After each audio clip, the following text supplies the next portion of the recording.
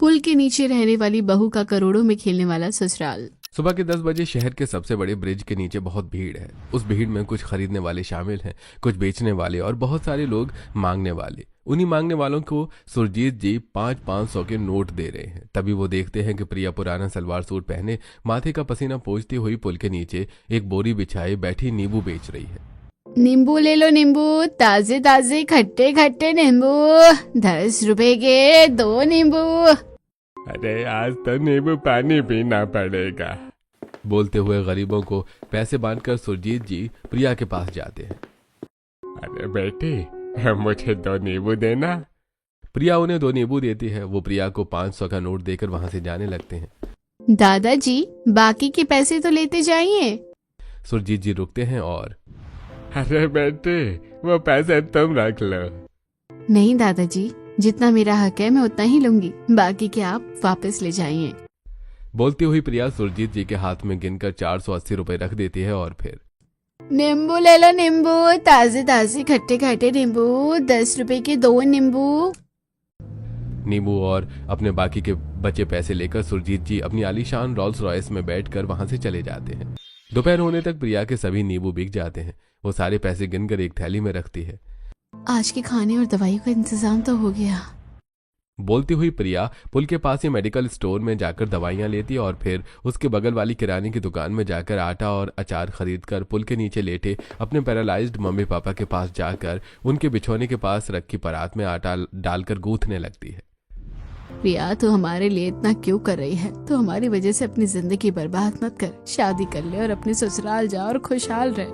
आप दोनों को ऐसी हालत में छोड़कर मैं कहीं नहीं जाऊंगी। और फिर मेरे छोटे भाई बहन भी तो हैं, उनका क्या होगा? प्रिया, तू उनकी चिंता मत कर। शहर में अभी भी बहुत से दयालु लोग हैं।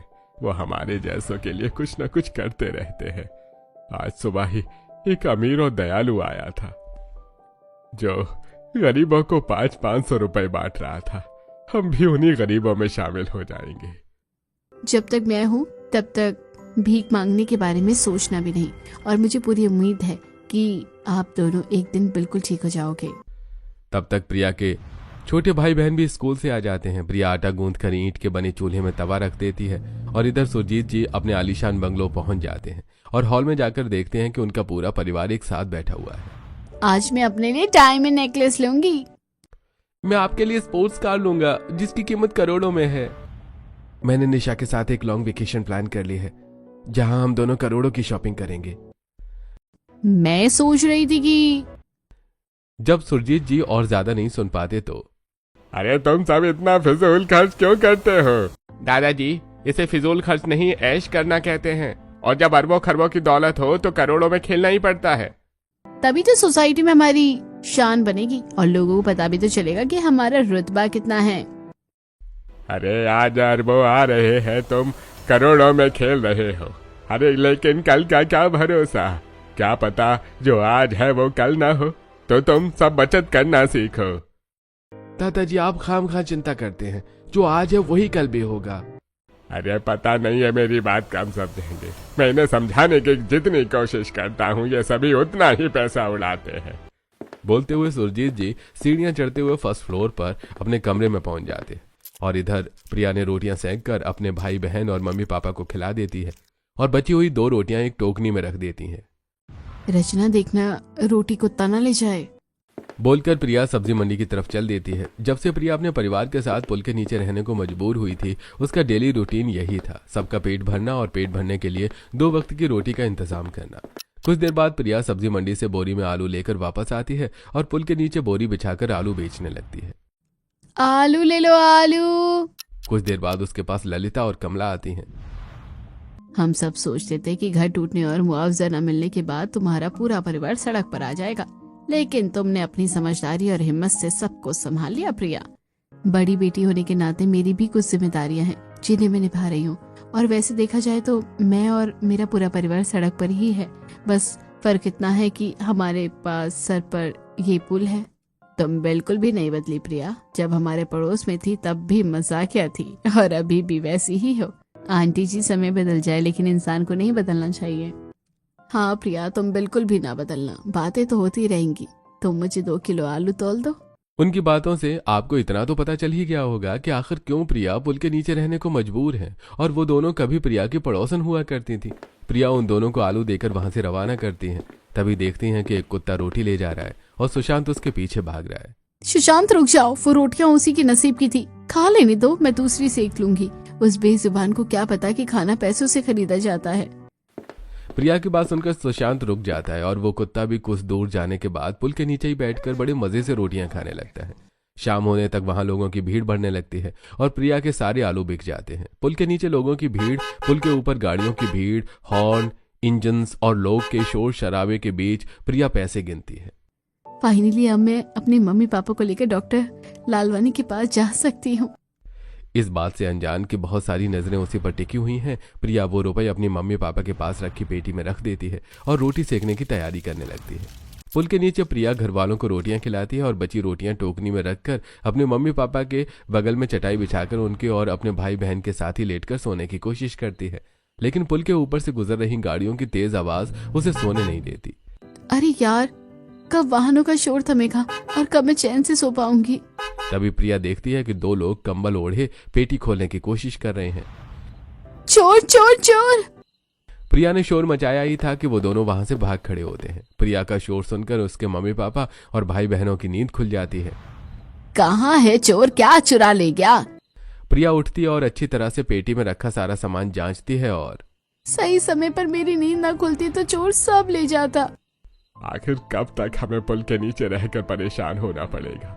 मेरी बच्ची चैन की नींद भी नहीं सो सकती। अरे पापा परेशान मत होइए, आराम से सो जाइए, आपको सुबह कल डॉक्टर के पास भी जाना है। अपने मम्मी पापा को सुलाने के बाद प्रिया सोती है और अगली सुबह उन्हें अपने भाई बहन की मदद से ऑटो में बिठाकर सिटी हॉस्पिटल डॉक्टर लालवानी के पास ले जाती है। व्हील चेयर में बैठे अपने मम्मी पापा के साथ प्रिया डॉक्टर लालवानी के केबिन में थी। डॉक्टर साहब, मेरे मम्मी पापा का इलाज तो हो पाएगा या नहीं? डॉक्टर लालवानी वंदना और धर्मेंद्र के पैरालाइज्ड हो चुके हिस्से की अच्छी से जांच करते हैं। देखिए, इलाज तो हो जाएगा, लेकिन इसके लिए लाखों रुपए खर्च होंगे जो तुम्हारे पास शायद नहीं है। तो देखा जाए तो तुम्हारे मम्मी पापा का इलाज होना इम्पॉसिबल है। डॉक्टर साहब, मैं अपने मम्मी पापा का इलाज करवा कर रहूंगी, चाहे मुझे उसके लिए दिन रात मेहनत क्यों न करनी पड़े। अभी आप इनकी दवाइयाँ लिख दीजिए। डॉक्टर लालवानी से अपने मम्मी पापा की दवाइयां लिखवाकर प्रिया अपने मम्मी पापा को व्हील चेयर में अपने साथ लिए केबिन से बाहर निकलती है। तभी वहां चैरिटी करने आए सुरजीत जी प्रिया को देखते हैं और उसे पहचान कर उसके पास आते हैं। अरे तुम तो वही हो ना जिससे मैंने उस दिन नींबू खरीदी थी? जी दादाजी, मैं वही हूँ।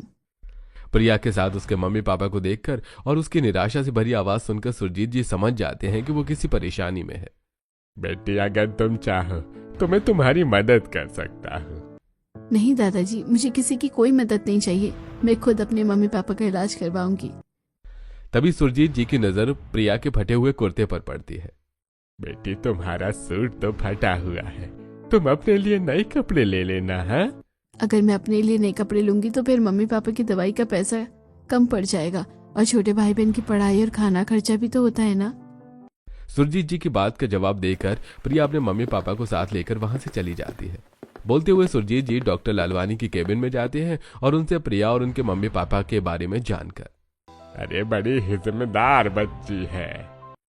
सुरजीत जी, प्रिया बहुत ही खुददार है, न किसी की मदद लेती है और न ही किसी से मदद की उम्मीद करती है। जब से उसका घर टूटा है बेचारी पुल के नीचे रहने पर मजबूर है, अपने पैरालाइज्ड मम्मी पापा और 2 छोटे भाई बहनों के साथ।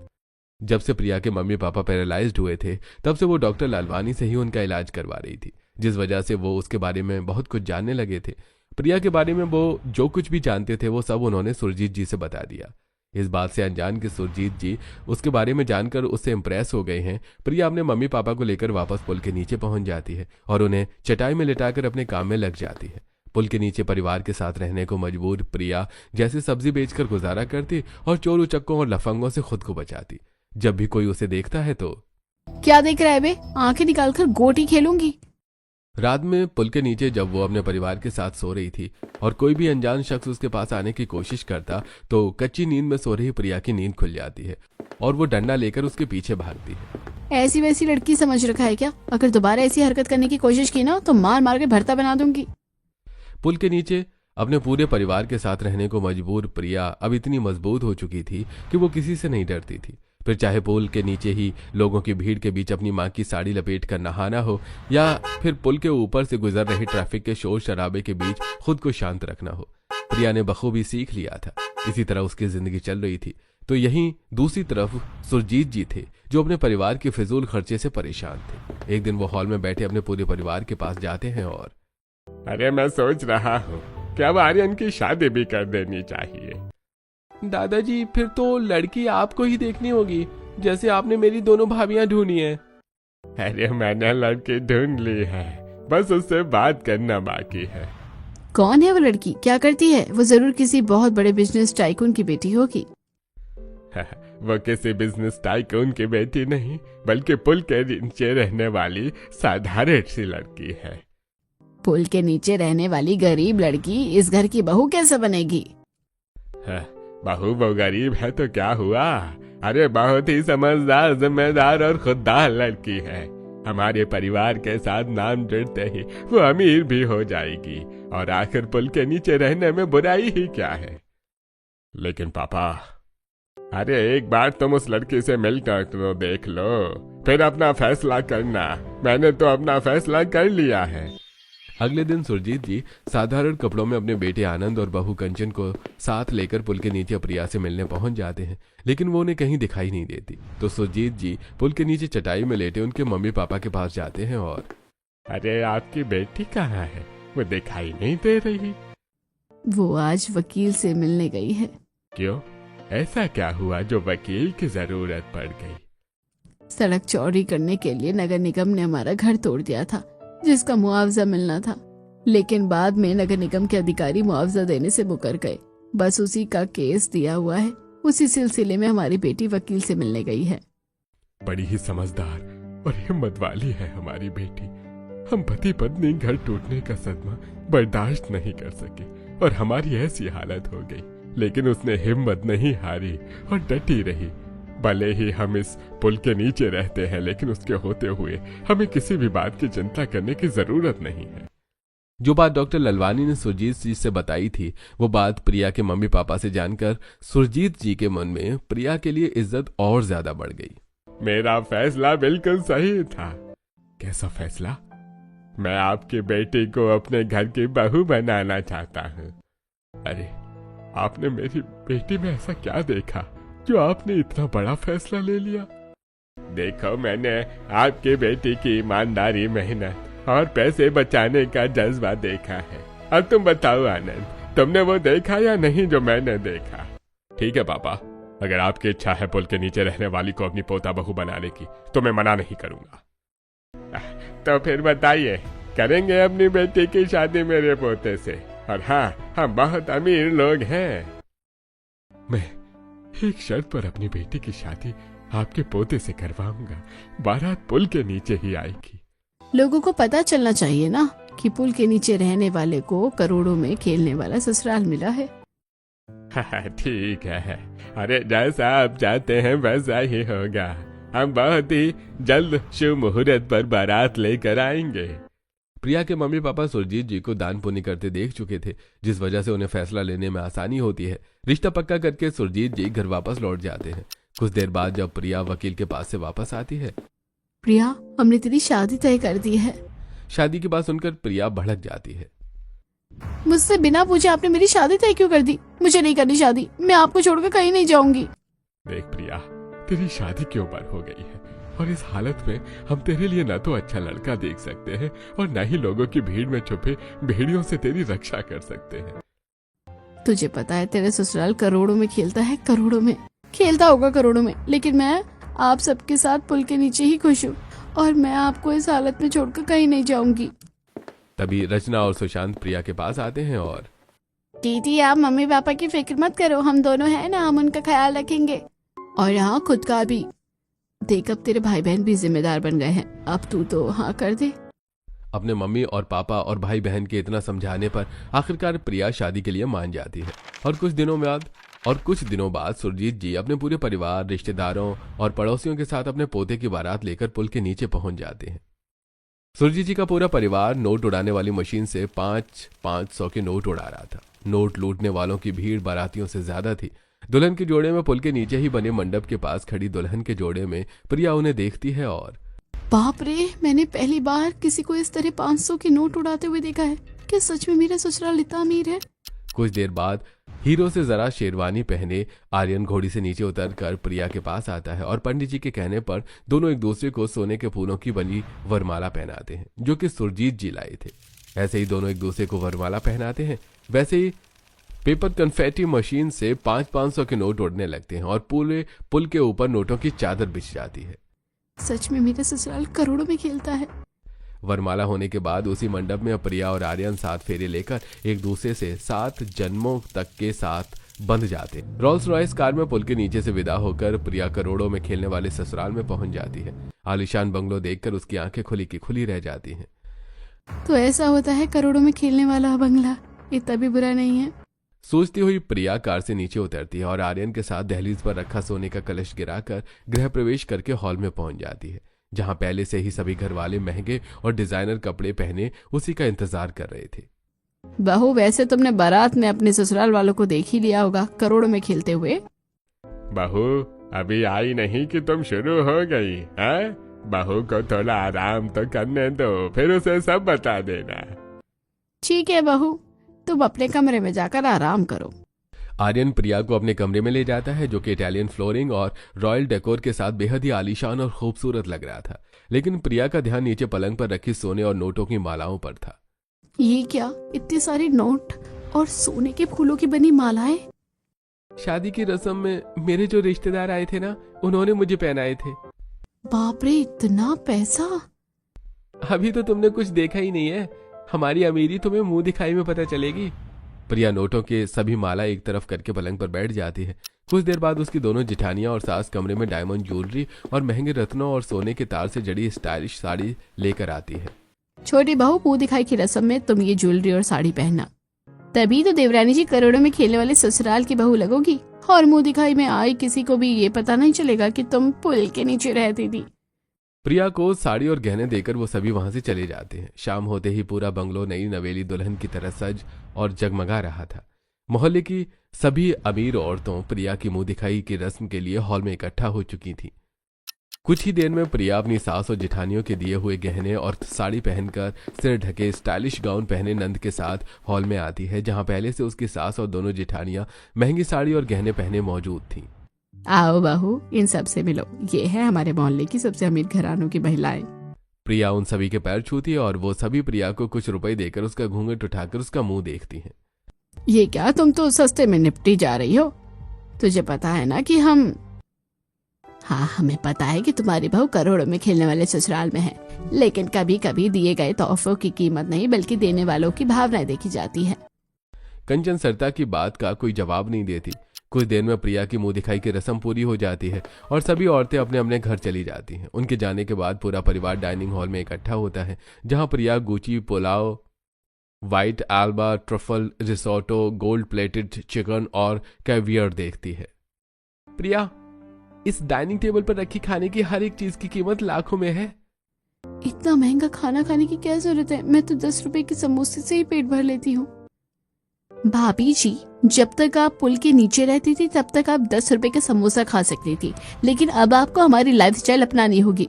हमारे लिए इस खाने की कीमत तो चिल्लर के बराबर भी नहीं है, क्योंकि हम करोड़ों में खेलते हैं, करोड़ों में। देवर जी, मैं जैसी हूँ वैसी खुश हूँ, मैं अपने आप को नहीं बदलूंगी। हाँ बहू, तुम जैसे हो वैसे ही रहना, बिल्कुल मत बदलना। तुम मेरी उम्मीद मत तोड़ना, बहुत उम्मीदें हैं बहुत उम्मीद है मुझे तुमसे। प्रिया उन सभी के साथ खाना खाती है और फिर एक एक करके उसकी दोनों जिठानियों से डायमंड नेकलेस, देवर नोटों से भरा बैग, सास नोटों की साड़ी, नंद एक्सपेंसिव गाउन और ससुर करोड़ों के प्रॉपर्टी के पेपर देते हैं। बहू, तुम्हारी मुंह दिखाई का छोटा सा तोहफा हमारी तरफ से। प्रिया कुछ नहीं बोलती, वो मिले तोहफों को देखती रहती है। बहू, तुम्हें गिफ्ट पसंद आए या नहीं? पसंद तो आए, लेकिन मैं सोच रही हूँ कि मैं इनका क्या करूंगी। बहू, ये तो अभी शुरुआत है, तुम्हें अब महंगे तोहफों की आदत डाल लेनी चाहिए, क्योंकि आगे इससे भी महंगे महंगे तोहफे तुम्हें मिलेंगे। तभी कंचन का फोन बजता है। Excuse me. Kanchan call receive करती है। ठीक है, मैं आपको 2 करोड़ दूंगी। बात करके कंचन फोन डिस्कनेक्ट कर देती है। 2 करोड़? बहू, तुम सिर्फ 2 करोड़ सुनकर हैरान हो गई। यहाँ हम हर दिन करोड़ों से खेलते हैं। हाँ बहू, ऐसा ही होता है यहाँ। खाना खाकर वो सभी अपने कमरे में चले जाते हैं। अगले कुछ दिनों तक प्रिया देखती है कि उसकी दोनों जिठानियां महंगे महंगे गहने खरीद रही हैं, नंद ब्रांडेड कपड़े, और उसके दोनों जेठ, देवर और पति हेयर कट करवाने फॉरेन कंट्रीज जा रहे हैं, और उसके सास ससुर चैरिटी के लिए हमेशा तैयार रहते हैं। अपने ससुराल वालों को इस तरह फिजूल खर्च करता देखकर एक दिन बालकनी में खड़ी प्रिया, जब ये सब इतना खर्चा कर रहे हैं तो मैं भी ऐसा क्यों नहीं कर सकती? तभी वहां आर्यन आता है और प्रिया की बात सुन लेता है। तुम क्या करना चाहती हो प्रिया? मैं देखती हूँ कि सभी घर वाले रोज करोड़ों रुपए खर्चा कैसे करते हैं, तो मेरा मन भी होता है, तो मैं भी करूँ। अरे तो करो ना, तुम्हें रोका किसने है? आखिर तुम भी करोड़ों में खेलने वाले परिवार का हिस्सा हो, दिल खोल कर खर्च करो। उन दोनों की बातें बंगलों के गार्डन के पौधों को पानी दे रहे सुरजीत जी ध्यान से सुन रहे थे। बहू, क्या सोच कर मैं तुम्हें इस घर में लाया था, और तुम क्या हो गई? अरे तुम भी बदल गई। उस दिन के बाद प्रिया भी करोड़ों में खेलने वाले ससुराल वालों के रंग में रंग जाती है और बेफिजूल खर्च करने लगती है। कभी महंगी ज्वेलरी, तो कभी महंगे कपड़े, तो कभी आर्यन के साथ लॉन्ग वेकेशन। ये सब उसकी जिंदगी का हिस्सा बन चुके थे। सुरजीत जी प्रिया को देखते और दुखी होते। एक दिन जब वो आर्यन के साथ वेकेशन से घर वापस लौटती है तो सुरजीत जी उसके पास जाते हैं। अरे बहू, इतने दिन तुम्हें यहाँ आए हो गए, लेकिन आज तक तुमने अपने मम्मी पापा को याद नहीं किया। दादाजी, मैं उन्हें रोज याद करती हूँ और उनके पास भी जाना चाहती हूँ, लेकिन क्या बहू? अगर तुम्हें उनकी याद आती तो चलो मैं तुम्हें उनसे मिलवा देता हूँ। कहीं ऐसा न हो कि करोड़ों में खेलने वाले ससुराल में रहकर तुम पुल के नीचे रहने वाले अपने माँ बाप को भूल जाओ। सुरजीत जी कार से नोटों की गड्डियां रखते हैं और फिर प्रिया को उसी में बिठाकर पुल के नीचे उसके माँ बाप के पास ले जाते हैं। देखता हूँ प्रिया, बहू तुम्हारी खुददारी बची है या नहीं। सोचते हुए सुरजीत जी प्रिया के साथ कार से उतरकर पुल के नीचे चटाई पर बैठे वंदना और धर्मेंद्र के पास जाते हैं। प्रिया अपने माँ बाप से मिलकर इमोशनल हो जाती है। मम्मी पापा, आप दोनों ठीक तो हो ना? और रचना और सुशांत अच्छे से पढ़ाई कर रहे हैं ना? हाँ, हम दोनों ठीक हैं, और तेरे भाई बहन अपनी जिम्मेदारी अच्छे से समझ रहे हैं। प्रिया, तुझे पता है, कुछ दिनों पहले डॉक्टर लालवानी जी यहाँ आए थे। उन्होंने बताया कि विदेश में हमारा इलाज हो सकता है, लेकिन उसमें बहुत पैसे लगेंगे। आप चिंता मत करिए, मैं आपका इलाज जरूर करवाऊंगी। प्रिया अपने मम्मी पापा से मिलकर वापस कार में बैठ जाती है। उसके बैठने के बाद सुरजीत जी भी ड्राइवर सीट पर बैठ जाते हैं। बहू, तुम अभी भी पूरी तरह ससुराल के रंग में नहीं ढली, अभी भी तुम्हारी खुददारी बाकी है। मैंने सोचा था कि ये रुपए तुम अपने घर वालों को देगी, लेकिन तुमने रुपयों की तरफ देखा भी नहीं। सुरजीत जी ये सब सोच ही रहे थे कि तभी कार के पास एक नौजवान हट्टा कट्टा भिखारी आता है और प्रिया उसे 500 के नोटों की 2 गड्डियां दे देती है। अरे बहू, तुम भिखारी को इतने ज्यादा पैसे क्यों दे रही हो? दादाजी, हमारे पास इतने पैसे हैं, थोड़ा बहुत दान दे देंगे तो कम थोड़ी ना हो जाएंगे, और वैसे भी समुद्र में 2-4 बाल्टी पानी निकाल लेने से समुद्र की गहराई कम नहीं होती। बहू, वो हट्टा कट्टा है, मुझे उसमें कोई कमजोरी नहीं दिखाई देती। वो मेहनत करके भी रुपए कमा सकता है, मतलब भीख मांगना उसकी मजबूरी नहीं बल्कि उसका पेशा है, और तुमने बेवजह उसे लाखों रुपए देकर उसका मनोबल बढ़ाया है। दादाजी, आज आप कैसी बातें कर रहे हो? मुझे दान करने से रोक रहे हो? बहू, मैं तुम्हें दान करने से नहीं रोक रहा हूँ, लेकिन बेवजह का दान करने से रोक रहा हूँ। तुम दान वहाँ करो जहाँ जरूरत है। दादाजी, आप पर ना उम्र का असर होने लगा है। अभी बहू को कुछ भी समझाना ठीक नहीं होगा, कहीं वो गलत न समझ ले। सही समय आने पर उसे समझाऊंगा। सुरजीत जी कार स्टार्ट करके वहां से चल देते हैं और फिर कुछ दिन बीत जाने के बाद एक शाम सुरजीत जी गार्डन में रखे झूलों में बैठे बैलेंस शीट को देख रहे थे और उनके माथे पर चिंता की लकीरें साफ साफ दिखाई दे रही थी। तभी वहां प्रिया आती है। दादाजी, आप बहुत परेशान दिखाई दे रहे हैं। अरे क्या ही बताऊं बहू, पिछले कुछ दिनों से हमारे सभी बिजनेस घाटे में जा रहे हैं और घर वाले हैं कि फिजूल खर्ची बंद ही नहीं कर रहे। सोचा था कि तुम इस घर की बहू बनोगी तो अपनी समझदारी से सबका दिल सबको बदल दोगी, लेकिन तुम खुद करोड़ों की चमक देखकर बदल गई। सुरजीत जी की बात सुनकर प्रिया को अपनी गलती का एहसास हो जाता है। दादाजी, मुझसे गलती हो गई, मुझे माफ कर दीजिए। मैं पैसों की चकाचौंध में अंधी हो गई थी, लेकिन अब से ध्यान रखूंगी कि मैं पैसे वहीं खर्च करूंगी जहाँ खर्च न जरूरी हो। अरे तुम तो समझ गई, लेकिन अब मैं बाकी के घर वालों को कैसे समझाऊं? सुरजीत जी सोच ही रहे थे कि तभी उनका बाकी का परिवार अपनी अपनी कार से आते हैं और कार से उतरकर हॉल में आकर बैठ जाते हैं। सुरजीत जी भी उनके पीछे पीछे जाते हैं। आज मैंने पूरे 20 लाख रुपया खर्चा किया और पिछले महीने 10 करोड़ रुपए खर्चा किए थे। मैंने इस महीने अपने लिए एक लग्जरी स्पोर्ट्स कार खरीदी है। ये तो कुछ भी नहीं, मैं दुबई के पाम आइलैंड में प्रॉपर्टी खरीद रही हूँ। मेरा तो मेकअप का खर्चा ही लाखों का होता है। अरे तुम सब इस तरह करोड़ों से मत खेलो, पैसों की कदर करो। मैंने तुम्हें पहले भी समझाया था, अभी भी समझा रहा हूँ। समय एक जैसा नहीं रहता, किसी दिन मुसीबत आ गई तो क्या करोगे? अरे कैसी मुसीबत? पापा जी, हमारे इतने बिजनेस चलते हैं, हर दिन करोड़ों रुपए आते हैं, और अगर एक आध बिजनेस बंद भी हो गया तो हमें क्या फर्क पड़ने वाला है? दादाजी, हमें आपकी रोज रोज की टोका टोकी बिल्कुल भी पसंद नहीं है। दादाजी, आप अपनी जिंदगी जी चुके अपने हिसाब से, अब हमें हमारी जिंदगी जीने दीजिए हमारे हिसाब से। अरे ठीक है, जियो जैसे जीना है जियो, अब मैं नहीं कुछ बोलूंगा। बड़बड़ाते हुए सुरजीत जी अपने कमरे में चले जाते हैं और कुछ दिन बाद वही होता है जिस बात का सुरजीत जी को डर था। उनके सभी बिजनेस लगातार लॉस में जाने लगते हैं, शेयर डाउन हो जाते हैं, जिस वजह से उनके पूरे परिवार को फाइनेंशियल क्राइसिस से गुजरना पड़ता है, जिस वजह से करोड़ों में खेलना तो दूर की बात, वो अपने लिए नए कपड़े, जूते, यहाँ तक कि मेकअप किट भी नहीं ले पाते और फिर हॉल में इकट्ठा होकर इस बात की शिकायत करते हैं। अब तक हम करोड़ों में खेलते थे, लेकिन अब क्या दिन आ गए हैं। दिन में 4 बार कपड़े बदलने वाले में भी पिछले 2 दिनों से एक ही कपड़े पहनी हुई हूँ। कितने दिन हो गए मेकअप करवाए हुए, मेरी स्किन कितनी डल हो गई है। मेरे पास लिपस्टिक ही नहीं है और मेरे बाल भी खराब हो गए हैं। मेरे पास जूते ही नहीं है। सुरजीत जी उनके पास खड़े उन सबकी बातें सुन रहे थे। तभी वहां फोन पर बात करती हुई प्रिया आती है और फोन डिस्कनेक्ट करके। दादाजी, डॉक्टर लालवानी का फोन था। उन्होंने कहा था कि मम्मी पापा को जल्द से जल्द इलाज के लिए अमेरिका ले जाना होगा, तो मैं क्या करूं? बहू, तुम तो जानते हो ना कि अभी हमारी हालत कैसी है। अगर तुम्हारे पास सेविंग्स हो तो तुम उन्हें अमेरिका ले जा सकते हो। ठीक है दादाजी, मैं मम्मी पापा को अमेरिका लेकर जाती हूँ। बोलती हुई प्रिया वहां से निकल जाती है। किसी समय करोड़ों में खेलने वाले हम आज पाई पाई के मोहताज हैं, तो फिर पुल के नीचे रहने वाली के पास लाखों रुपए कहाँ से आए? बहू, उसके पास पैसे आए नहीं हैं, बल्कि जिस समय तुम सब करोड़ से खेल रहे थे उस समय वो बचत कर रही थी। अरे वही पैसे आज उसके काम आ रहे हैं। मैंने तुम सबको इतना समझाया कि फिजूल खर्ची मत करो, लेकिन किसी ने मेरी बात नहीं सुनी। आज मेरी कही बातें तुम समय समझा रहा हूँ। अगर तुमने बचत की होती तो वही पैसे आज तुम सबके काम आते। हाँ पापा जी, आप सही कह रहे हैं, लेकिन अब क्या फायदा? अब पछताए क्या होता है जब चिड़िया चुग गई खेत।